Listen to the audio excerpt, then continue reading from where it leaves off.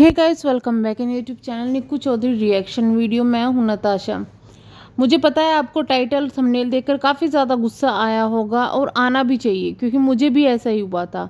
मैंने ये इसलिए रखा जिससे कि मैक्सिमम लोगों तक ये बातें पहुंच सके जो कि मैं बताना चाह रही हूँ। क्योंकि जो अगर आप नेगेटिव रखते हो ना, तो लोगों को लगता है कि नेगेटिव कुछ है और वो देखने के लिए आते हैं। अगर आप पॉजिटिव लिखोगे ना, तो देखने नहीं आते, किसी तक आपकी बात नहीं पहुँचती। सबसे पहला सवाल हम पर ये उठ रहा है रिएक्शन चैनल वालों को, आप क्यों बोल रही हो, आप क्यों सपोर्ट में आ रही हो? तो अगर आप कमेंट करके किसी को सपोर्ट कर सकते हो तो हमारे पास चैनल है, हम उस तरीके से सपोर्ट कर रहे हैं। सबका अपना अलग अलग तरीका है। अगर आपके पास आपको बोलना आता है, आपका मन हो, अगर आपको चैनल बनाना हो, आपको कुछ सपोर्ट करना हो, तो आप भी इस तरीके से कर सकते हैं। रिएक्शन चैनल वालों का तो काम ही ये है कि जो सोशल मीडिया पर चल रहा है उसको पे रिएक्ट करें। तो जब चैनल ही उस चीज़ का है तो भाई वही चीज़ें होंगी ना। अब ये तो नहीं है कि मेरा यहाँ पे कुकिंग का चैनल है और मैं यहाँ पे रिएक्शन दे रही हूँ तो फिर आपको प्रॉब्लम हो, लेकिन मेरा चैनल ही जब उस चीज़ का है तो मैं तो रिएक्शन दूंगी ना। और क्यों मना किया जा रहा है बोलने से? क्योंकि हम उसको सपोर्ट करें जिसको भी सपोर्ट की ज़रूरत है, हम उसको सपोर्ट करें जिसके लिए इतनी ज़्यादा गंदगी फैलाने की कोशिश की जा रही है। हालांकि मैं एक बात बता दूं आपको कि जो गंदगी फैलाने वाले लोग हैं ना, वो बहुत कम है, बट वो इस लेवल तक फैला रहे हैं और इस तरीके से फैला रहे हैं। इस वीडियो में मैं खुलासा करूंगी। आप अगर रिएक्शन चैनल चलाते हैं या किसी के वीडियोस पर जा रहे हैं, उनके कमेंट सेक्शन में अगर आप देख रहे हो ना, तो प्लीज़ एक बार कुछ नाम ज़रूर देख लेना। नाम क्या मतलब, कमेंट ज़रूर देख लेना। मोस्टली कमेंट में क्या चीज़ें लिखी हुई है, अगर वो सपना के खिलाफ है कि भाई इसको तो राजीव जी के साथ देखा गया था, इस वजह से इसको मारा है, इसका तो राजीव जी के साथ पहले से ही ये था, इसको इसलिए मारा है, इसका तो कैरेक्टर खराब था इसलिए इसको मारा है।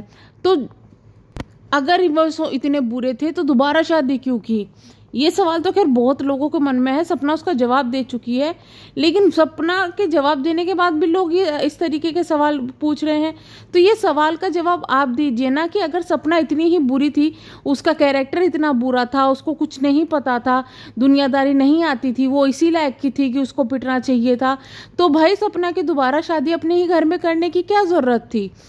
साथ में बहुत सारे लोग कमेंट इस तरह के भी हैं कि भाई से तो प्रॉपर्टी का लालच था। तो सेम प्रॉपर्टी का लालच सामने वालों को भी हो सकता है ना, क्योंकि जब हस्बैंड होता है, उसकी शादी हो जाती है किसी लड़की की हस्बैंड के साथ में और उसका बच्चा हो जाता है, तो वो प्रॉपर्टी बच्चे के पास भी आती है। ये तो सभी को पता है। अगर सपना उस वक्त तलाक हो जाती तो सपना को तो प्रॉपर्टी मिलती।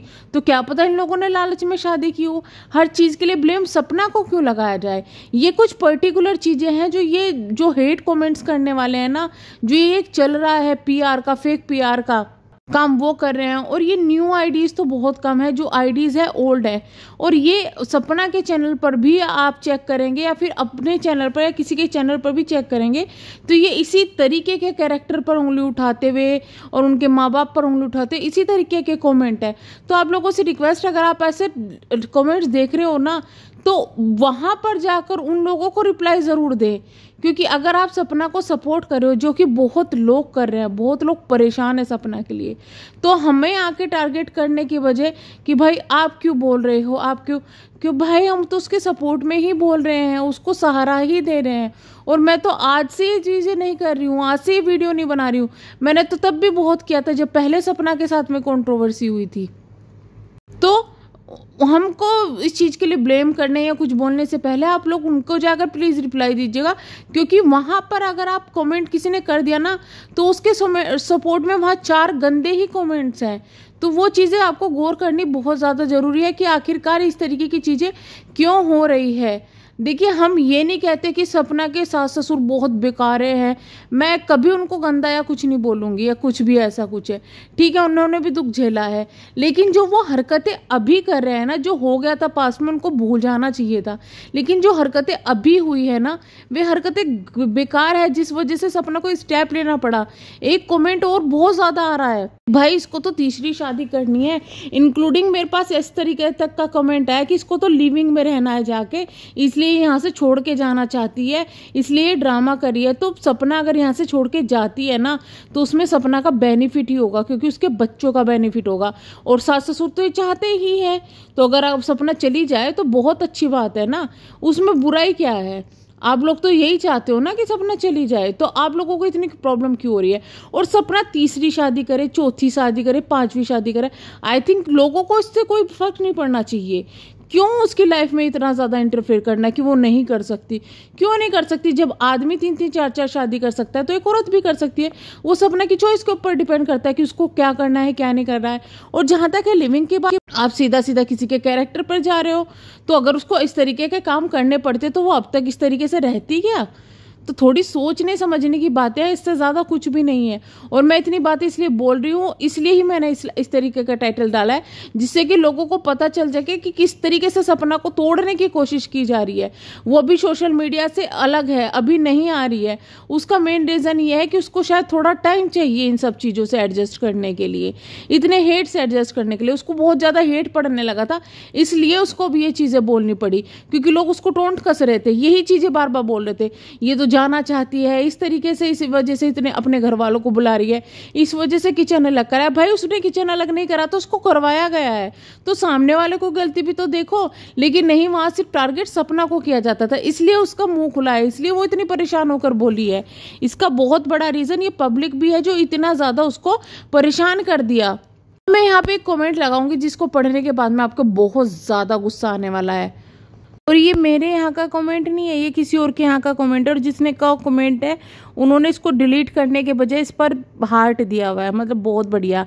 मैं अपने यहाँ के नेगेटिव कमेंट कोशिश कर रही हूँ जितने हो सके डिलीट कर दूँ, क्योंकि मैं नहीं चाहती सपना ये चीज़ें देखे। लेकिन पब्लिक को ये चीज़ें देखना बहुत ज़रूरी है कि किस तरीके से गलत PR चलाई जा रही है, जिस वजह से इस तरीके से आवाज़ उठाई जा रही है। तो यहाँ पे लिखते हैं, अरे क्यों बकवास कर रहे हो भाई। जब सूरज को अपनी वाइफ सपना पर डाउट था कि जो बच्चा उसके पेट में है वो सूरज का नहीं है, उसके भाई का है, तो जाहिर सी बात है झगड़ा लड़ाई तो दोनों के बीच में होगी। भैया आप गए थे क्या उनकी जब लड़ाई झगड़ा हो रहा था?